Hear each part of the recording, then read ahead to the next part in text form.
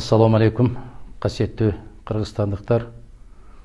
Біз көптен бері сіздер менен байланыша элекпиз. Алгачкы жолу тилекке каршы жагымсыз окуянын натыйжасында кайрылууга туура келип отурат. Баарыңыздарга белгилүү болгондой, кече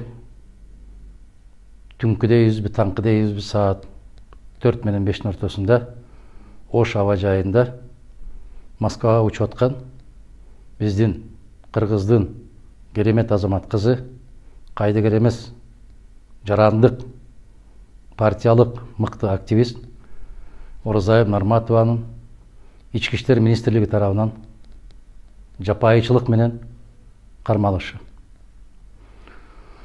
Ага коюлуп аткан доомат абдан күлкүлүү доомат.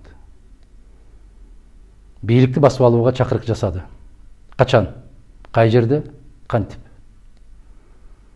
Оразай Нарматова 100 миңдеген, а мүмкүн миллиондогон кыргыздын мыкты жигиттери, кыздары сыяктуу өз өлкесинде жумуш таппай, аргасыздан Россияга кетип, Москва шаарында окуп, ошол жерде иштеп, ата-энесине, туугандарына, бүтүндөй журтчулукка жардам берип жүргөн мыкты азамат кыз. Анын кармалышынын себеби бирөө гана. Дайым өзүнүн пикирин так, ачык, даана айтып келүүдө. Бүгүнкү бийликтин жасап аткан ашмалта аракеттерин баарын элге чайнап, жеткирип, түшүндүрүп берип келет. Кайдыгер эмес, чыканактай болгон кызга ушунчалык болуп асылып, жапайычылык менен аба жайынан кармап алгандыгы өтө өкүнүчтүү. Мен кече эле Азаттык радиосунда түз эфирде болуп, бул бийликтин жүзүн баса белгилеп айттым эле. Мына сиздерге даана далил дагы бир жолу өздөрү көрсөтүп отурат. Бир тууган агасынан айрылып, агасы дагы ошол Москва шаарында жумуш иштечү, чогуу жүрүшчү. Анын сөөгүн алып келип, өз мекенине, өз айылына жашырып, Кыргыздын салты боюнча кыркын чыгарып, Куран окутуп, бата кылып, 9-ында бейшембе күнү бул иш-чараны аяктап, түндө Москва шаарына учуп кетмек болгон.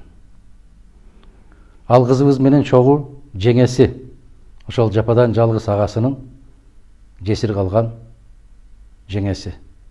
Жана жетим деген сөзгө оозум барбайт. Аллахка шүгүр, чоң атасы бар. 4 эрезеге жетелек балдары. Мына ошол балдардын көз жашын тыйбай туруп, жалгыз калган агасынын, жубайы жеңесинин кайгысы өчөлөк мезгилде колун кайрып, аба жайынын тескери эшигинен бекитип, жашынып, бир өтө оор кылмышкерди кармагандай болуп, аба жайынан бекитип алып чыгып, машинага салып, Бишкек шаарын көздөй зубулдап жөнөшү, бул жапайычылык, бул айбанчылык. Эң өкүнүчтүүсү, Садыр Жапаровдун ушундай абалга түшкөндө, мен ошол кездеги бийликке дал ушинтип кайрылдым эле. Аттиң ушундай кайрылуу менен Садырга кайрылууга туура келип отурат. Уят маселе. Бул кыз бала мына ошол түндө атасы телефон чалып байланышкандан бери бизде тыным жок, уйкусуз түн өттү.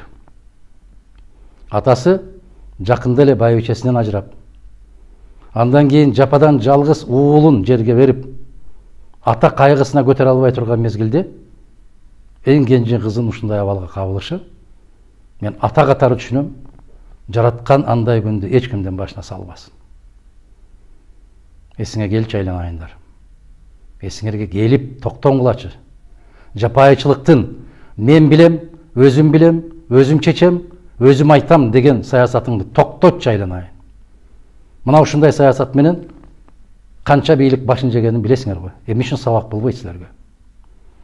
Эмне үчүн Кыргызстанда көчөгө батпай жүргөн чет элдиктер көбөйүп кетти?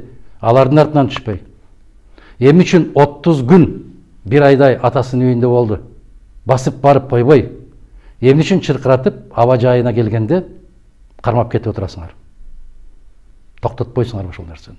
Мен билем токтотпойсуңар, себеп токтотууга акылыңар да жетпейт, эркиңер да жетпейт, силердин намысыңар да жетпейт. Мен бардык кайдыгер эмес жарандарга кайрылам. Биздин тарапташтарга мына Москвадан, Россиядан, Казакстандан, ар жагы Америка менен Түркиядан бери телефон чалып, менин телефонум кайнап кетти. Эмне кылабыз деген суроону коюп атасыздар. Эмне кылмак элек? Конституцияда, мыйзамда биздин укугубуз кандай кармалса, мына ошону талап кылышыбыз керек. Чечкиндүү түрдө талап кылышыбыз керек. Биздин талабыбыз Оразайымды токтоосуз түрдө бошотуу жана учактан алып калган билетин кайрадан сатып берип, кечирим суроо менен Москва шаарына узатып коюу. Өкүнүчтүүсү, ошол жетелеп бараткан жеңесинин алдындагы 4 атасыз калган балдардын кээ бир документтери Оразайымдын сумкасында калды дейт атасы. Эми алар Москвага барып алса кандай абалда болот? Неге мынча жапайы болдуңар? Неге мынчалык жырткыч болдуңар? Эсиңер барды, этеңерди жапкыла. Мен биздин тарапташтарга кайдыгер эмес болуп, уламдан улам телефон чалып чыркырап аткандардын баарына терең ыраазычылык билдирем. Касиеттүү Кыргызстаныбыздын асманы ачык болуп, элибиздин эрки бекем болуп, өз тагдырыбызды, өз келечегибизди, өз укугубузду өзүбүз коргоп алган, көрүнгөндүн колун карабаган, жер карабаган касиеттүү эл болгон күндү Аллахым насип эткен болсун. Бар болуңуздар.